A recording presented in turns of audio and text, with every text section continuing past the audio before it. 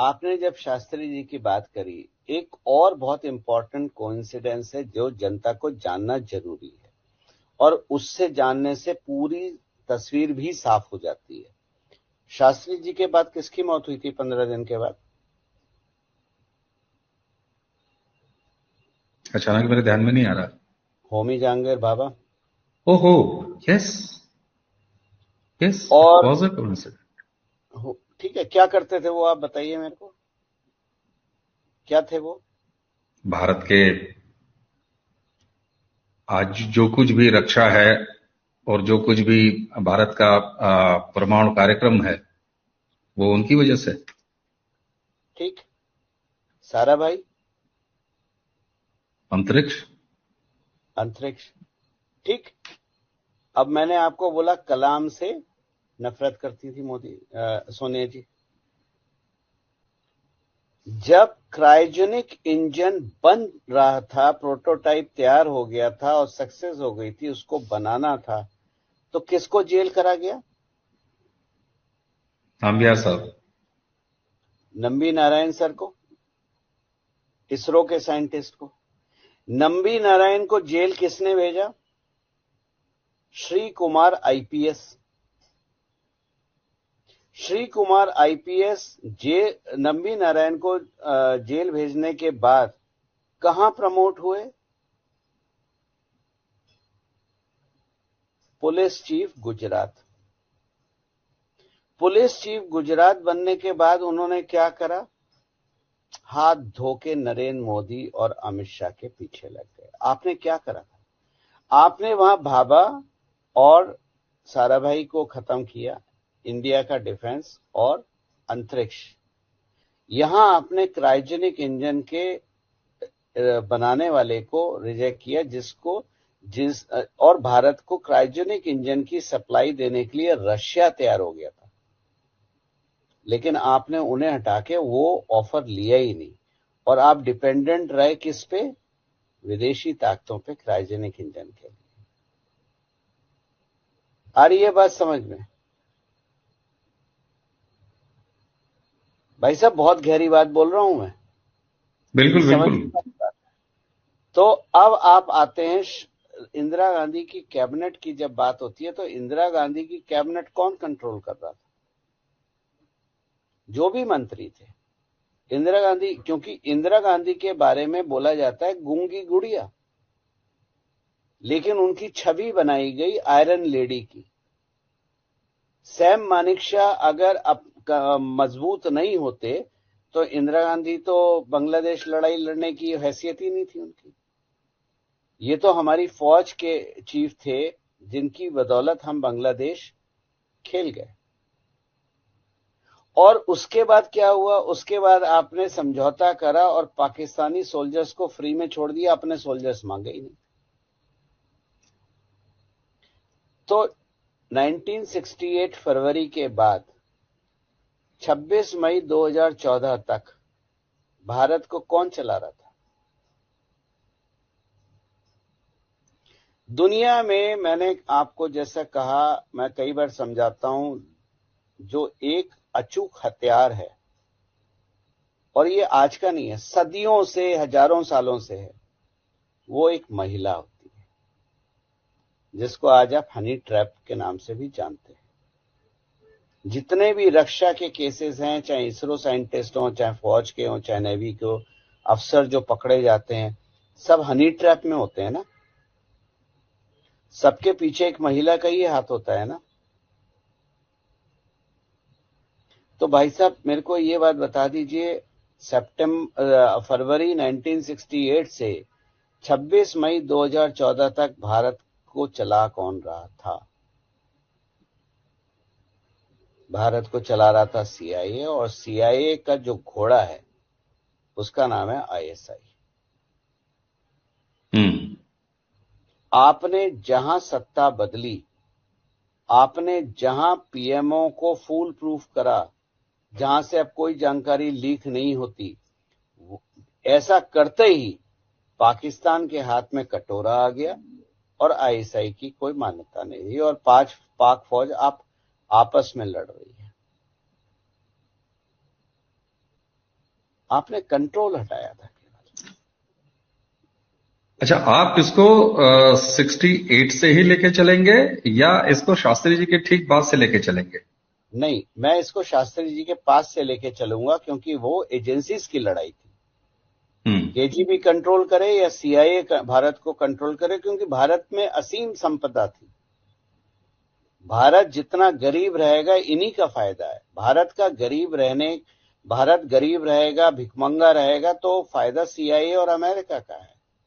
मजबूत और उत्कृष्ट भारत किसी को नहीं भाता, क्योंकि उनकी दुकानें बंद हो जाएंगी, व्यापार बंद हो जाएगा। तो शास्त्री जी, और उसके बाद वो लड़ाई थी शास्त्री जी के हत्या पे, कि मैं हत्या शब्द इस्तेमाल कर रहा हूं, मौत नहीं कर रहा। शास्त्री जी की हत्या का 2 एजेंसीज की लड़ाई थी, और शास्त्री जी की हत्या के बाद एजेंसी की बागडोर धीरे धीरे केजीबी के हाथ से खिसक के 1991 के बाद पूर्ण रूप से सीआईए के हाथ में चली गई। और 1991 में जब केजीबी टूटी, तो केजीबी के जो आपके वो थे, सोवियत संघ तो कम्युनिस्ट था ना, तो जी, सामने वाली। सोवियत संघ कम्युनिस्ट था। लोग नहीं जानते, 3 कम्युनिस्ट देश थे इस एरिया के, सोवियत संघ, चाइना और आज का Islamic nation called Afghanistan. Afghanistan communist nation था। सोवियत संघ की लड़ाई अफगानिस्तान में क्या थी कि अफगानिस्तान सीआईए के हाथ में ना चला जाए, और उसको करने के लिए आपने पाकिस्तान को तैयार करा। सीआईए ने हथियार बनाया पाकिस्तान को। पाकिस्तान का तो अपना कोई वजूद आज भी नहीं है, क्योंकि उनकी कोई फिलॉसफी आज भी नहीं है। तो ये एजेंसियों की लड़ाई समझ में आ रही है, बिल्कुल समझ में आ रही है। अब मैं, हाँ, उसके बाद 1991 के बाद जब सोवियत संघ टूटा, तो कम्युनिस्ट का इकलौता झंडा किसके हाथ में चला गया? चाइना के पास। चाइना का। तो अब आपको समझ में आ रहा है कि 2008 में जो राहुल गांधी ने एमओयू साइन करा था चाइना के साथ, व्यक्तिगत तौर पे क्या था वो? भारत को बेचने की तैयारी, क्योंकि उन्हें पता था सत्ता तो हमारे ही हाथ में रहेगी। दाएं बाएं जोड़ घटा करके जैसा भी करें, पर सत्ता तो हमारे ही हाथ में रहेगी। हम इस सत्ता को भोगने के लिए ही पैदा हुए हैं। लेकिन भला हो भारत की जनता का, भारत के जगने वाले सनातनियों का, कि हमने 26 मई 2014 को उनको उखाड़ के फेंक दिया। और ये विचलितता जो आप देखते हैं आज राहुल गांधी और सोनिया गांधी में, ये और कुछ नहीं है, ये वो 16 मई 2014 का रिजल्ट है जो उनको विचलित करे हुए हो। और जितना ये लोग कब्र खोदने की कोशिश करेंगे, ये खुद उतने कब्र में घुसते चले जा रहे हैं। इसीलिए मैं बोलता हूं कि भारत आजाद हुआ था 26 मई 2014 को। ये एक संकेत के रूप में आपने बहुत बड़ी बात कही है कि भारत 2014 के साल में आजाद हुआ। तो अब तक जितनी बातें आपसे, और उसको आप कोई भी नकार नहीं सकता, क्योंकि एक पूरी क्रोनोलॉजी बिल्कुल साफ सुथरी लाइन और बड़ी क्लियर दिखाई देती है। तो क्या ये मान लिया जाए कि 11 जनवरी 1966 से ही 2014 तक, ये अलग बात है कि इंदिरा जी के समय में वो 2 एजेंसियों का मामला था, लेकिन था तो विदेशी का ही। और तब से लेके 1966 से 2014 तक भारत के हाथ में था ही नहीं, भारत के हाथ में नहीं था। आप कोई पॉलिसी उठा के देख लीजिए गवर्नमेंट की, अगर आप डीप स्टडी करेंगे तो पॉलिसी का फायदा भारत में रक्षा, क्या वैज्ञानिकों की कमी है? जिस इसरो को शुरू करा था विक्रम साराभाई ने, वो इसरो क्या इतनी काबिलियत नहीं रखती थी कि अपनी सैटेलाइट अपने आप भेज सके? लेकिन आपको याद होगा, हम फ्रेंच गुयाना से भेजते थे, हम भारत से नहीं भेजते थे। नहीं भेजते। क्या कारण है कि डिफेंस मिनिस्ट्री का, चाहे हवाई जहाज हो, शिप हो, चाहे आपका बंदूकें हो, गोलियां हो, एक छोटा सा नट बोल्ट भी विदेश से आता था। तो समझ में आ रहा है ये पूरी, मुझे लग रहा है कि आज दर्शक भी जब ये पूरी क्या क्रोनोलॉजी जोड़ेंगे तो ये बिल्कुल क्या साफ हो जा कारण रहा है। क्या कारण है कि सीड भी बाहर से आते थे, किसान की अगर हम बात करें। क्या कारण है कि फर्टिलाइजर भी हमें इंपोर्ट करना पड़ता था। हमने तो केवल नीम कोटिंग करा, फर्टिलाइजर बंद हो गया, चोरी बंद हो गई। तो भारत को बाजार के रूप में ही देखा जाता था।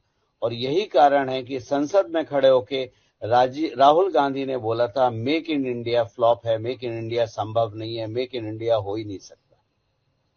आगे आपको बात समझ में, ये 2008 का एमओयू है। ये खानदान बिल्कुल। में तो भारत को बेचने की प्रवृत्ति रही है, और ये प्रवृत्ति खानदान में आज से नहीं रही है, ये नेहरू जी के टाइम से रही है। शास्त्री जी के समय उसको थोड़ा सा ब्रेक मिला था और उस ब्रेक के लगते ही शास्त्री जी को भी निपटा दिया गया। शास्त्री जी की अगर टेन्योर को मैं देखूं, अगर मुझसे कोई डिफाइन करे, तो वो टर्निंग मोमेंट था जो आपने भारत में 26 मई 2014 को महसूस किया। ये बिल्कुल। शास्त्री जी का टर्निंग पॉइंट इतने साल डिले होके 26 मई 2014 को पूर्ण हुआ। बहुत बड़ी बात, अगर बहुत बड़ी बात। शास्त्री अगर शास्त्री जी की डेथ नहीं होती तो आज का भारत कुछ और होता।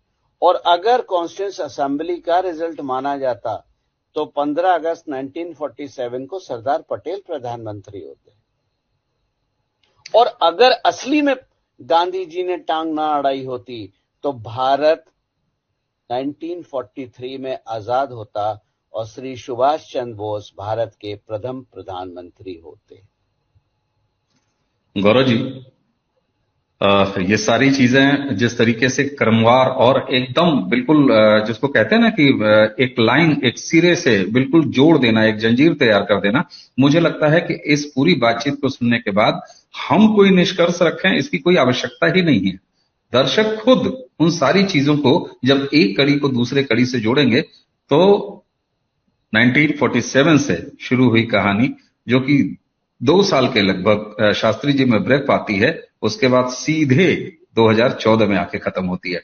गौरव जी, ये एक ऐसा एंगल था, मुझे लगता है कि दर्शकों को बहुत सारी चीजें इस चर्चा को सुनने के बाद गुनने और बुनने के लिए एक जमीन तैयार करेगी और उनकी खुद की अपनी एक बिल्कुल खुद का सोचा, खुद की एक समझ कायम होगी। हमने और आपने इस चर्चा में केवल उनके बिंदु दे दिए हैं, जैसे कहते हैं ना, डॉट्स आपने खींच दिए हैं। अगर उस डॉट्स को, सारे डॉट्स को कवर किया जाएगा तो दर्शक बहुत आराम से आपकी कही गई बात को वास्तविक रूप से न सिर्फ समझ पाएंगे बल्कि उसका मिलान भी भारत की टेम्पलेट से कर पाएंगे। और तब पता लगेगा कि 2014 में अगर भारत में राष्ट्रीय स्तर पर सत्ता परिवर्तन नहीं होता तो आज भारत कहां होता। जी, आप कुछ कंक्लूड करेंगे? जी। मैंने केवल डॉट आपको दिए हैं और एक पिक्चर बना के दिखाई है, जो एक डेटा साइंटिस्ट का काम होता है, एक एज ए स्टोरी टेलर। आप खुद अपना गूगल खोलिए, रिसर्च कीजिए, जो डेट्स हैं वो रिसर्च कीजिए। अगर आपको डेट्स चाहिए तो मैं आपको डेट्स भी बता सकता हूं। आप उन डेट का क्रोनोलॉजी अगर आप समझ ले तो जैसे 11 जनवरी 1966 शास्त्री जी, 26 फरवरी 1968 सोनिया गांधी का विवाह, 31 अक्टूबर 1984, 21 मई 1991, 11 जून 2000, 30 सितंबर 2001, 27 फरवरी 2002, 2 सितंबर 2009, ये सारी डेथ डेट्स हैं। और अब बिल्कुल। आप ये डेट लेके अगर आप इनको रिसर्च करेंगे तो आप पिक्चर साफ अपनी बना सकते हैं। मैं किसी का ना भक्त हूं ना चमचा हूं, मैं डेटा पे बात करता हूं। और डेटा मेरे को ये पिक्चर दिखा रहा है कि भारत 26 मई 2014 को सही रूप में आजाद हुआ था। और उसके पिछले 9 साल में आपने वो परिवर्तन देखा है कि एक आजाद भारत क्या कर सकता है। और आज हम चंद्रयान लेके चांद पे भी पहुंच चुके हैं। बिल्कुल। और जिन डॉट्स की हम बात कर रहे थे, आपने तो सारे क्रमवार से डेट्स भी गिना दिए और मुझे उम्मीद है कि दर्शक इस बातचीत से एक अपने स्तर की समझ निश्चित रूप से बना पाएंगे। तो दर्शकों, गौरव जी को आज इस नए तरीके के एंगल से आपको हमको रूबरू कराने और एक पूरा परिदृश्य, जैसे लगता है ना कि कुछ सूत्र आपको दे दिया और गणित का पूरा सवाल हल हो गया, तो मुझे लगता है कि आज की ये चर्चा गणित के उसी फार्मूले के तहत है जिससे बहुत सारे सवाल बिल्कुल साफ साफ और 100% ईमानदारी से हल हो जाएंगे। गौरव जी, आपने हमें समय दिया और इतना गंभीर बात को इतने सहज तरीके से आपने सामने रखा, आपका बहुत बहुत धन्यवाद। तो दर्शकों, इसी के साथ आपसे विदा लेने से पहले गौरव जी को एक बार और धन्यवाद देते